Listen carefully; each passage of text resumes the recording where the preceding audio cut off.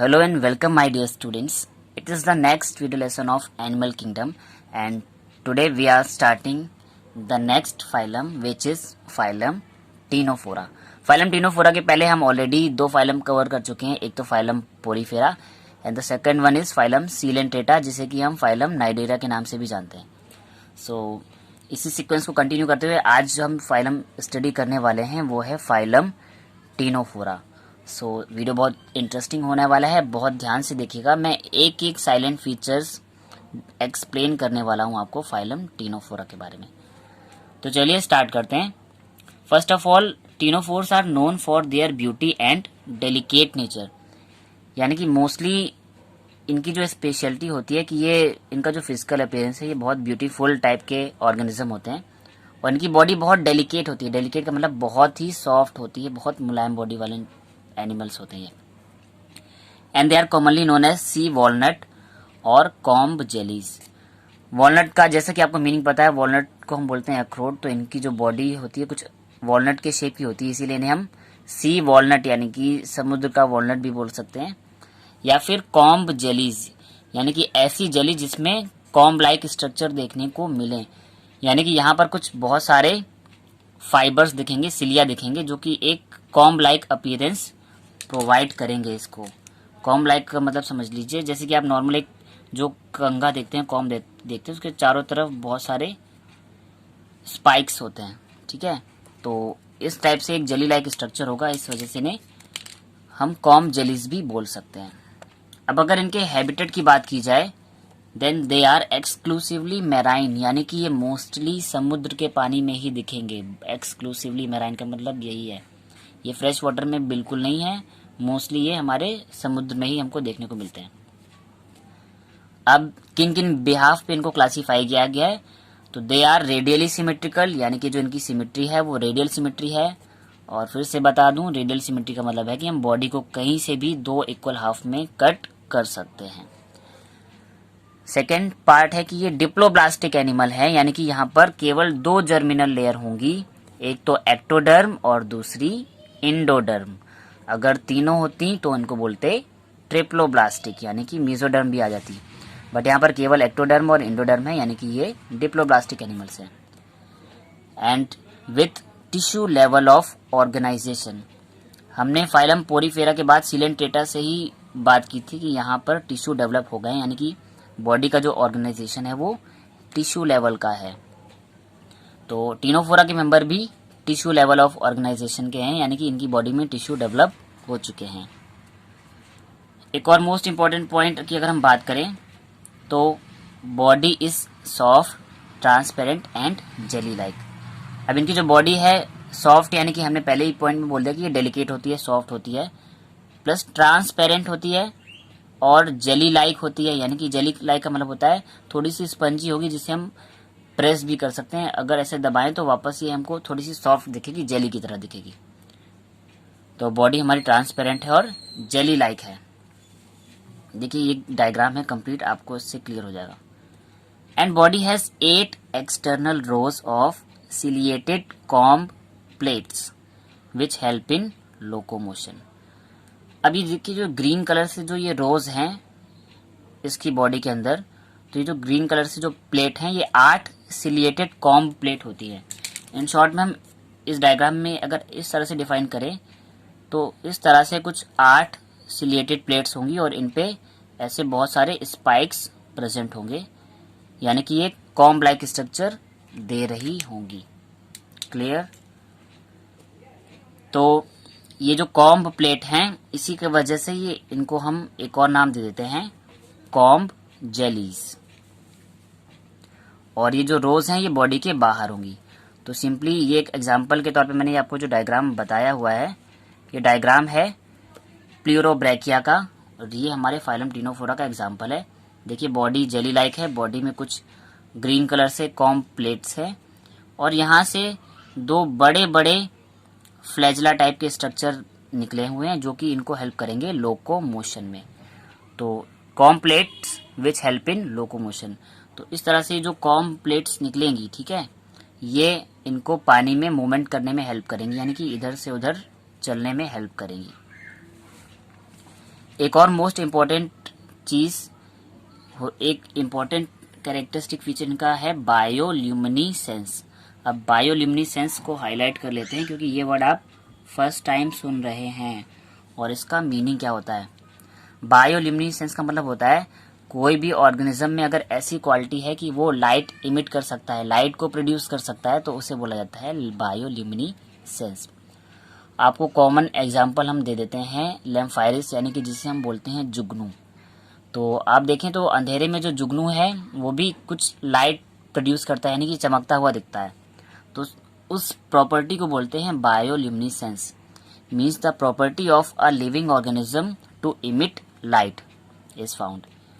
यानी कि ऐसी प्रॉपर्टी जहां पर कोई लिविंग ऑर्गेनिज्म यानी कि जीता जाता जो जीव है वो लाइट प्रोड्यूस करे, यानी कि लाइट इमिट करे, इस प्रॉपर्टी को बोलते हैं बायोल्यूमिनेसेंस। और इसी की वजह से इनकी जो बॉडी होती है बायोल्यूमिनेसेंस की वजह से समुद्र के अंदर एक लाइट की तरह चमकती है और इस वजह से ये देखने में बहुत अच्छे लगते हैं, ब्यूटीफुल लगते हैं। तो इसीलिए इन्हें हम सी वॉलनट या कॉम जेलीज बोल देते हैं।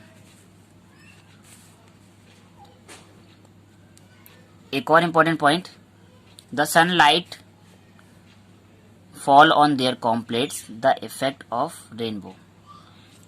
थोड़ा सा इसे करेक्ट कर लीजिएगा। अगर सनलाइट इनके कॉम प्लेट पर जाएगी, the sunlight on their com plates so the effect of rainbow. यानी कि अगर हम सनलाइट इनकी कॉम प्लेट्स पर पड़ती है, यानी कि इनकी जो ग्रीन कलर से जो मैंने कॉम प्लेट्स दिखाई हैं, इन पे जब सनलाइट पड़ती है तो ये कॉम प्लेट्स भी इस टाइप का बायोल्यूमिनेसेंस प्रेजेंट करती हैं कि ये देखने में एक रेनबो की तरह यानी कि इंद्रधनुष की तरह दिखने लगते हैं।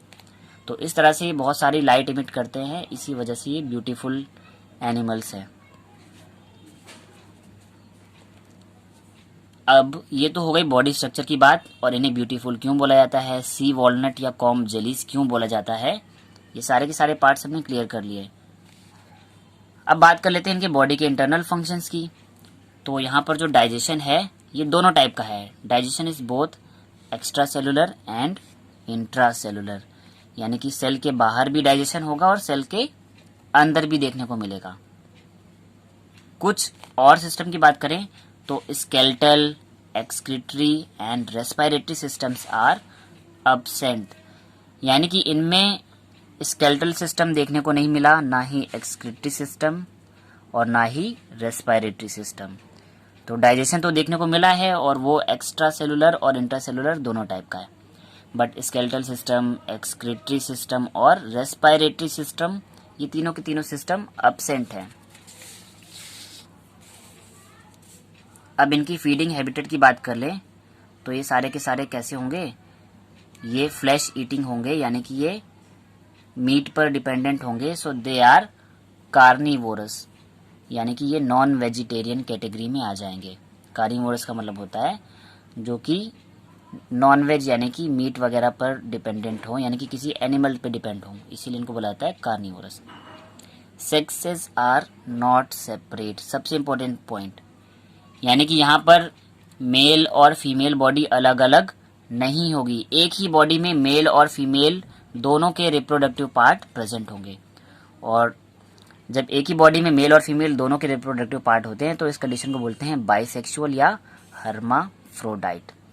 तो इनमें सेक्स अलग अलग नहीं है, मींस मेल ऑर्गेनिज्म और फीमेल ऑर्गेनिज्म अलग अलग नहीं पाए जाएंगे, एक ही ऑर्गेनिज्म के अंदर मेल और फीमेल दोनों के कैरेक्टर्स प्रेजेंट होंगे। तो ये हमारे बाइसेक्सुअल होंगे या हर्माफ्रोडाइट होंगे। रिप्रोडक्शन की बात की जाए तो यहाँ पर केवल सेक्सुअल रिप्रोडक्शन देखने को मिलता है, एसेक्सुअल रिप्रोडक्शन अब्सेंट होता है।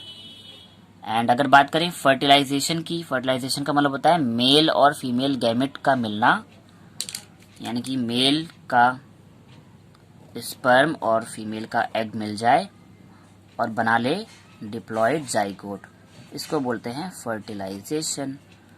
और यहाँ पर जो फर्टिलाइजेशन है हमने बताया था दो टाइप का फर्टिलाइजेशन होता है, अगर बॉडी के अंदर हो रहा है तो इंटरनल और बॉडी के बाहर हो रहा है तो एक्सटर्नल। तो यहाँ पर फर्टिलाइजेशन इज एक्सटर्नल, यानी कि फर्टिलाइजेशन बॉडी के बाहर होगा, वाटर स्ट्रीम में, पानी में होगा। अब लास्ट इंपॉर्टेंट पॉइंट कि इनका डेवलपमेंट कैसा है, तो development is indirect with a free swimming cydippid larval stage. हर फाइलम में मैं आपको लार्वल स्टेजेस बता रहा हूँ, क्योंकि जितने भी लोअर ऑर्गेनिज्म होंगे वहाँ पर डायरेक्ट डेवलपमेंट देखने को नहीं मिलेगा। और डायरेक्ट में मैंने बताया था, डायरेक्ट डेवलपमेंट में डायरेक्टली एग से एडल्ट बन जाता है। और अगर बात होगी इनडायरेक्ट डेवलपमेंट की, यानी एग जो है वो सीधे एडल्ट में नहीं बदलेगा, उसके बीच में कोई इंटरमीडिएट स्टेज आ जाएगी, यानी कि पहले एग बनेगा, एग से लार्वा बनेगा और लार्वा में कुछ डेवलपमेंट होंगे, फिर जाके एडल्ट बनेगा। जब एग से सीधे एडल्ट बन जाए तो डायरेक्ट डेवलपमेंट, और अगर सीधे एडल्ट ना बने, बीच में कोई लार्वल स्टेज देखने को मिले, तो उसे बोलते हैं इनडायरेक्ट डेवलपमेंट। तो टीनोफोरा का जो डेवलपमेंट है दैट इज इनडायरेक्ट डेवलपमेंट। और टीनोफोरा का जो एक इम्पॉर्टेंट लार्वा है that is cydippid larva. So I hope कि आपको सारे के सारे इनके जो साइलेंट फीचर्स हैं क्लियर हो गए होंगे। लास्ट में हम फाइलम टीनोफोरा के कुछ एग्जाम्पल देख लें। तो पहला तो प्लूरोब्रैकिया, जिसका कि मैंने आपको ये कलरफुल डायग्राम दिखाया था, और इसी वजह से बोला था कि ये ब्यूटीफुल होते हैं क्योंकि इनमें बायोल्यूमिनेसेंस होता है, मीन्स ये लाइट प्रोड्यूस कर लेंगे। एंड सेकेंड एग्जाम्पल है टीनोप्लेना। सो आज की वीडियो में इतना ही, एंड नेक्स्ट वीडियो में हम नेक्स्ट फाइलम को कवर करने वाले हैं। सो ये वीडियो आपको कैसा लगा कमेंट करके बताएं, एंड इसे लाइक करें और सभी स्टडी रिलेटेड ग्रुप्स में शेयर करें ताकि ज़्यादा से ज़्यादा स्टूडेंट्स इस वीडियो को देख पाएँ। एंड चैनल को सब्सक्राइब कर लें और बेल आइकन भी प्रेस कर लें ताकि अपकमिंग वीडियोस के नोटिफिकेशन आपको टाइमली मिलते रहें। एंड अगर आपने लास्ट वीडियो फाइलम सीलेंट्रेटा वाला मिस कर दिया है तो उस वीडियो का लिंक मैंने डिस्क्रिप्शन बॉक्स में दे दिया है। सो डिस्क्रिप्शन बॉक्स पर दिए गए लिंक पर क्लिक करके आप फाइलम सीलेंट्रेटा वाली वीडियो को भी देख सकते हैं। Thank you my dear students.